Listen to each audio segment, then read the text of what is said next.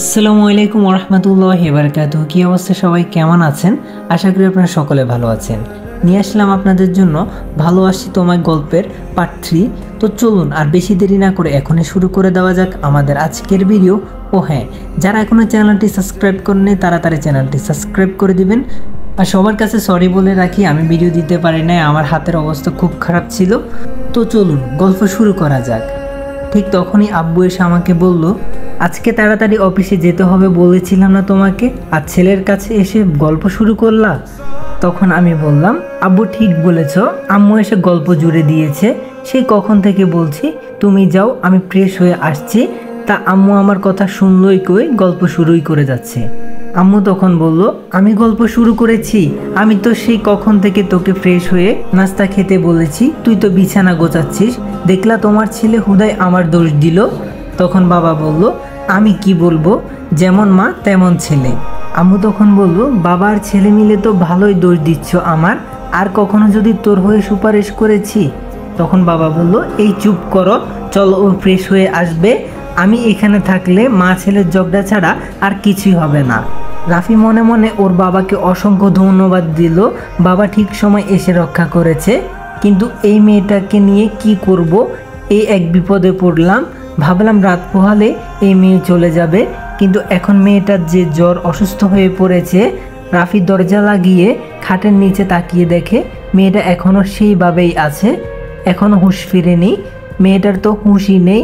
এখন কি করব আমি? অফিসেও যেতে হবে, আর ডাক্তারের কাছে কিভাবে নিব? বাসায়ও ডাক্তার আনা যাবে না। মেয়েটাকে রুমে রেখে অফিসে কিভাবে যাব? জ্বরে পুরো শরীর পুড়ে যাচ্ছে, ফ্লোরে আরও ঠান্ডা লাগবে। রাফি ব্যালকনিতে একটা চাদর বিছিয়ে রাইসাকে খাটের নিচ থেকে বের করলো, ব্যালকনিতে কোলে করে নিয়ে চাদরের উপর শুইয়ে দিল। মেয়েটার ওয়েট অনেক বেশি, প্রায় 38 কেজির মতো হবে, হাইট 5 ফিট মনে হয়। মেয়েটা কিসে পড়ে, ঠিকানা কোথায়, কিছুই জানা হলো না। এখনো হুঁশ ফিরছে না কেন? জ্বরের ওষুধ আছে, হুঁশ না ফিরলে কিভাবে খাওয়াবো? মেয়েটার নাক মুখ সব ফুলে গেছে কান্না করতে করতে, কোথাও যাওয়ার জায়গা নেই। এই অবস্থা চলে যেতে বলা ঠিক হবে না। এত পিচ্ছি একটা মেয়ে, কি সাহস, কোথায় যাবে, কি করবে কিছুই না জেনে, অথচ বাসা থেকে পালিয়ে এসেছে। রাতে হয়তো খুব খারাপ ব্যবহার করে ফেলেছি। ডাইনিং রুম থেকে মায়ের ডাকের শব্দ পেয়ে তাড়াহুড়া করে ফ্রেশ হয়ে নাস্তা খেতে গেলাম। মা আমাকে বলল, এই তোর তাড়াতাড়ি ফ্রেশ হওয়া? তখন আমি বললাম, তোমরা এখনও খাওয়া শুরু করোনি? মা তখন বলল, তোকে রেখে কখনো খেয়েছি নাকি? তখন আমি বললাম, আমি কি বলেছি খেয়েছো আমায় রেখে? আর শোনো আম্মু, আমি নাস্তা নিয়ে রুমে যাব, রুমে খাবো, নাস্তা বেশি করে দিও। রাফির মা অবাক হয়ে বলল, নাস্তা রুমে বসে খাবি কেন? জোর করেও তো বেশি করে খাওয়ানো যায় না তোকে, আর আজকে বেশি নাস্তা চাচ্ছিস?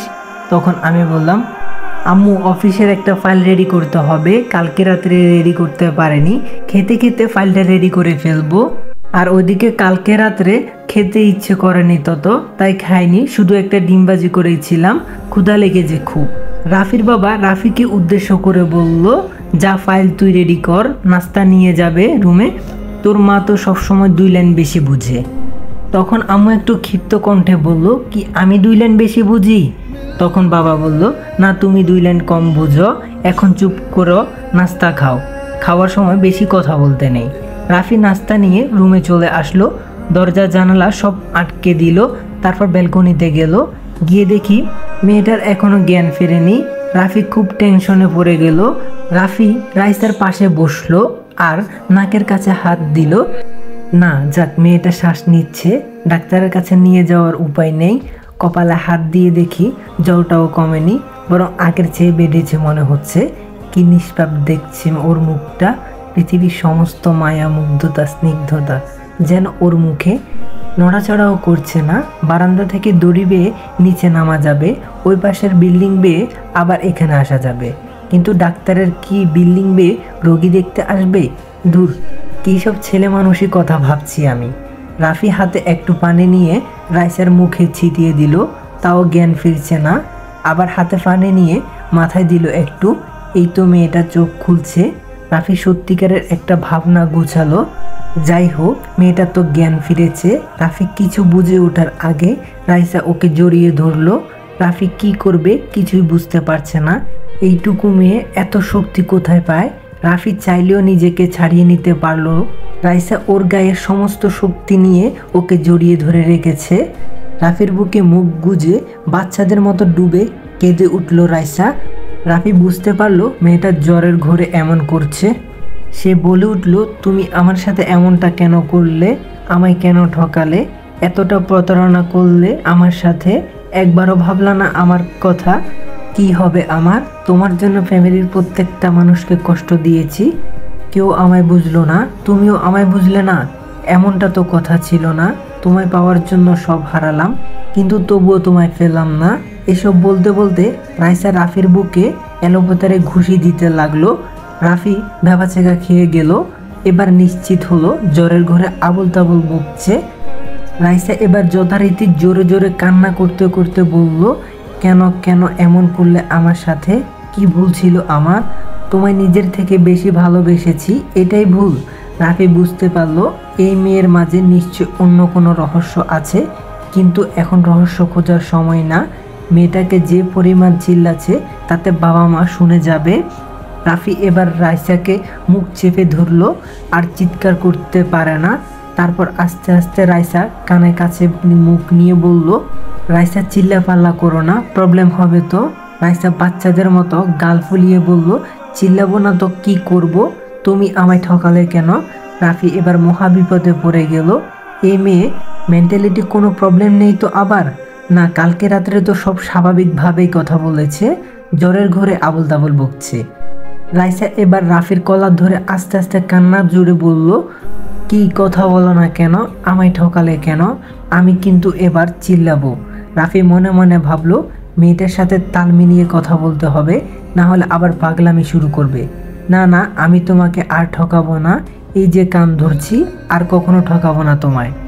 রাইসা তখন বলল, তুমি খুব পচা হয়ে গেছো, একবারও চিন্তা করলা না আমার কষ্ট হবে? তখন আমি বললাম, আর ঠকাবো না তোমায়, প্লিজ চিল্লাপাল্লা করো না। রাইসা তখন বলল, বল আগের মতো ভালোবাসবে? জানো আমি কখনো ভাবতে পারিনি তুমি আমার সাথে এমনটা করবে। রাফি তখন নিরুপায় হয়ে বলল, হ্যাঁ আগের থেকে বেশি ভালোবাসবো তোমায়, আর এমন করব না। রাইসা তখন বলল, নাক ধরে প্রমিস করো আর ঠকাবে না। রাফি ঠিক বুঝতে পারলো না কি বললো, তাই জিজ্ঞেস করলো, আবার বলো, বুঝিনি। রাইসা তখন বলল, আরে বোকাটা, তোমার এত ভোলা মন কেন? আগে তো আমি রাগ করলে আমার নাক ধরে বলতে। রাইসা পাগলি, আর এমন হবে না। রাফি বুঝতে পারলো মেয়েটা ওর বয়ফ্রেন্ডকে ভেবে এসব বলছে। মেয়েটার কথার বাইরে যাওয়া যাবে না, না হলে আবার চিল্লাপাল্লা শুরু করবে। রাফি রাইসার নাক ধরে বলল, রাইসা গা পাগলি, আর ঠকাবো না তোমায়। রাইসা এবার মুচকি হেসে দিল। রাফি মনে মনে ভাবলো, এই কেমন রাগ ভাঙানো সিস্টেম, মেয়েটার জ্বর না কমলে পাগলামিও কমবে না। যেভাবে হোক জ্বরের ওষুধ খাওয়াতে হবে। তাই বলল, রাইসা ছাড়ো, এখন নাস্তা খাবে না? রাইসা তখন বলল, না না, পরে নাস্তা খাবো, এখন তোমার বুকে থাকবো। তখন আমি ভাবতে লাগলাম, কি মহা মুশকিল, আমার কেমন জানি অজানা অনুভূতি হচ্ছে। এমন অনুভূতির সাথে কখনো পরিচিত ছিলাম না।